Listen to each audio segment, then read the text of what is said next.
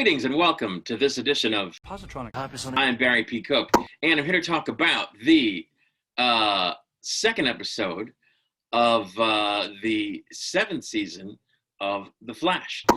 This episode was titled The Speed of Thought, and it, kicks off with a nice moment where they're having a memorial for all the Welleses. In a little bit of what looks like a museum of the fallen that they have at Flash headquarters there. So there's,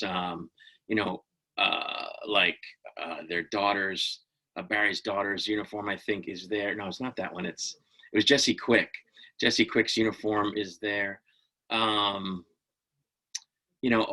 different artifacts from the Welleses, the drumsticks, I think the hat, the bandolier, from the different Welleses, and a couple other pieces in there. So it was a cool little museum of comrades that were no longer around, be they deceased or otherwise. I don't think they're all deceased necessarily. So that was really cool. And it was, it was the only moment in the episode that we got with Joe.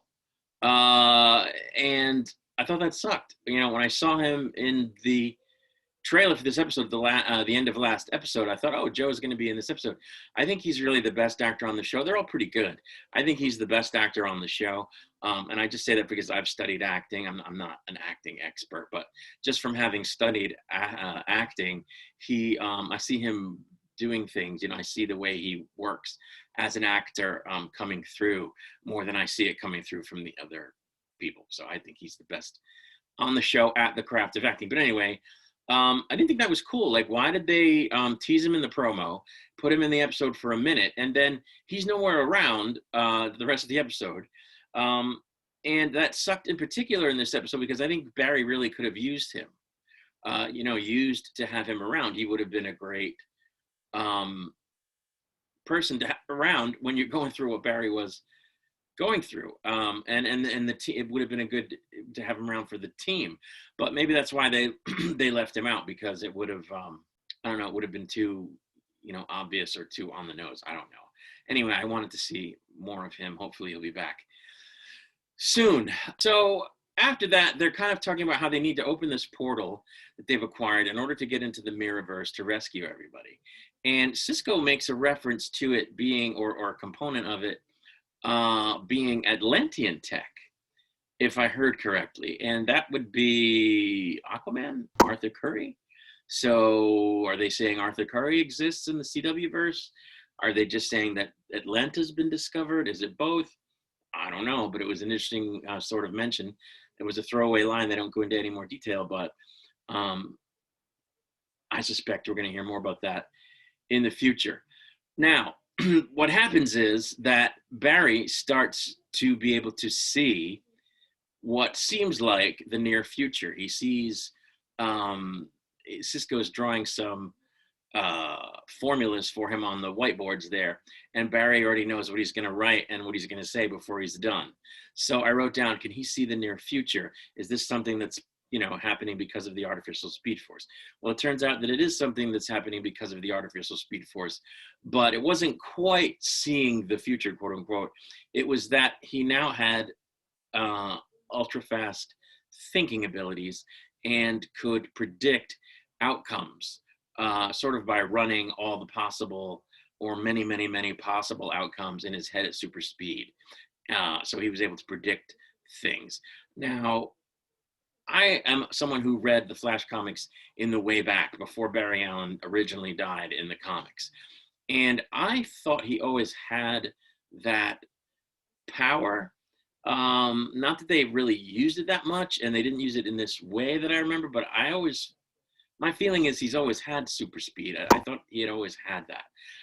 Maybe I'm thinking of something they did with Wally West once Wally took over after Barry died in Crisis. I don't remember, but I presumed that this Barry Allen, the CW, had speed thinking. Of course, they've never showed him using it to predict things like this, like he did in this episode. But I always assumed that he was perceiving things at super speed and able to make, mental calculations and thought processes at super speed. Because after all, if he hasn't always been able to do this, how did he navigate at hyperspeed? Like, how is he not constantly running into cars and mailboxes and telephone poles? You'd have to be able to process, not only what's in front of you, but where you're going and when to turn and when to run up. And so you'd have to have, all this stuff is coming at you into your eyeballs. You'd have to have the ability to mentally process it. And at that speed, he'd have to be doing that at that physical speed of moving. He'd have to be able to process all that information super fast in order to navigate at hyperspeed. So I don't know why they're sort of making this. I mean, I do know why they wanted something to write about, but like, it seems folly to me. I don't know. It's not a big deal, but it's just like, couldn't he always, I don't know. But it comes to a point where they decide that they're going to go after Mirror Mistress to try to get some particles off of her, so that they can use those particles to make their portal into the Mirrorverse work, because they can't get it to work without these particles, they figure out. So they show up to do this, and Barry and Cisco are kind of hiding out, after they figured out where she was going to be. And they bring out someone to confront her as a distraction, and it's Killer MF Frost. Yes, she's awesome. I love Killer Frost. Or just Frost now, right? She's great. So a confrontation ensues, and there comes a moment where Barry has an opportunity to save her from being blasted by the Mirror Mistress, and he doesn't. And she gets really hurt. And Cisco kind of freaks out at him. But they end up getting the particles, and they end up, reviving Frost, thank goodness. But, they asked Barry, like, or at least Cisco does, why did you do that? Why didn't you step in to save her? And he says something like, there was a 99.9% chance that she was going to recover. And so I made a choice. I'm like, oh crap, here we go. He's shutting down his emotions. And this goes back to something he said right after the memorial at the beginning, which is that he said to Joe, which is that his heart has always gotten him and his friends in trouble because the villains know what his soft spot is. They go after his sort of emotional, they appeal to his emotions and the people he cares about and so forth. And so at first I thought, okay, he's choosing to shut that down. But it turns out that no, it's an affectation or an affect or an effect of the super speed thought that has, been bestowed upon him, as it were, by the artificial speed force. So, I knew right away that's not good. We know where this is going. He's going to start doing things like an automaton, and it's going to get people hurt. And sure enough, that's where it goes. Cisco and Frost try to get him to come back to himself. And he not only doesn't, but he comes up with a plan to rescue only Iris from the Mirrorverse, because he does one of his prediction super speed thought processes things, and realizes that they don't have enough particles to allow them the time or whatever to save everyone or to bring everyone through. And he reasons that Iris is the most valuable person to save, which is hard to kind of like, did he really reason it? Was it his heart? We don't know. So Cisco finds out about this. He, of course, is very dismayed. And Barry ends up telling him, well, those other people that you want me to save in there are expendable. And so Cisco doesn't like that. And I wrote down, Robo Barry is a jerk.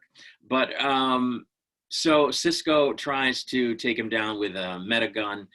And when that doesn't work, the backup plan comes in, and it's Frost with some of that X99 or whatever it is that can be injected to make someone temporarily a speedster. So she becomes Speedy Frost, and she, I guess, punches Barry and runs or something. I forget what happens, but they end up chasing each other. Barry's chasing her, whatever.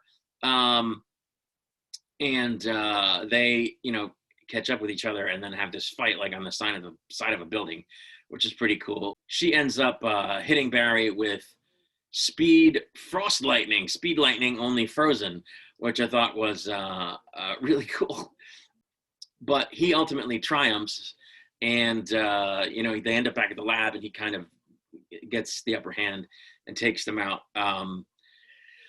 and opens up the portal, and is trying to save Iris, and she's trying to say, hey, we got to save these other people that are here too. They need to go to the hospital. They're in distress. And he's like, no, we're just saving you. And she's like, no, I'm not going with you unless we save everybody.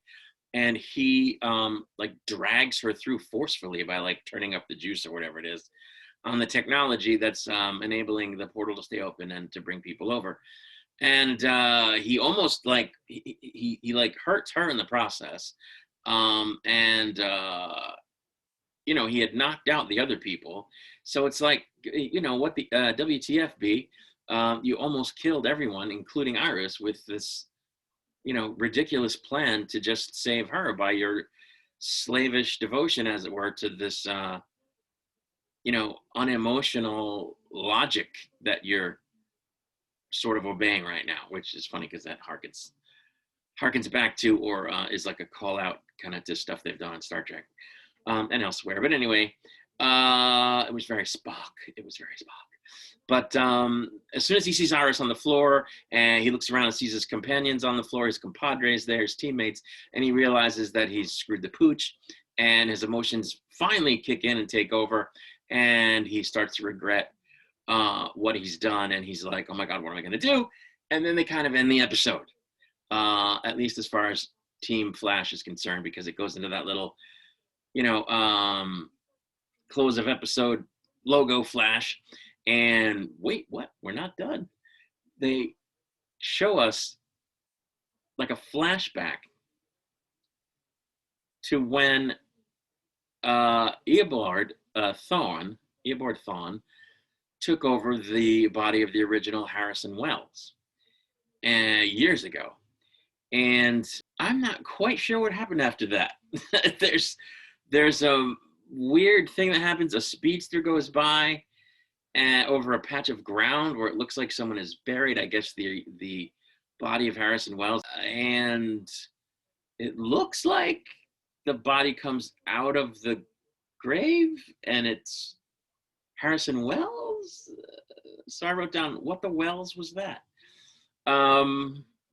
So I don't know. We'll see next week, I guess. Weird. But I did say in my last video about the Flash that they probably were going to figure out a way, or that I hoped they would figure out some way to bring the Wells character back, because I really like the Welleses, and it would be a shame if they were all gone now. So I'm glad for that. Well, maybe it's not permanent though. Oh, who knows? We shall see. More about it next week. But that's all I had to say about this episode. I thought it was an okay episode.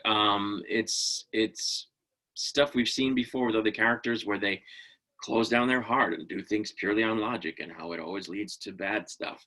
So they didn't reinvent the wheel with this episode, but it was decent. I'm glad Iris is back. Frost, Mirror Mistress, by the way, was exposed during this episode. I didn't talk about that, but yeah, that happened as well. Barry exposed her as a copy, so that's going to have consequences for sure. I just hope they wrap this up in the next couple of episodes and move on with, move on to the story of what the story of season 7 is going to be. But we have to wait and see what unfolds. That's all I have to say about this episode. I'll be back next week with more. And I'm also going to have a video for the newest episode of Superman and Lois. Until I'm back again, I say to you, peace and long life.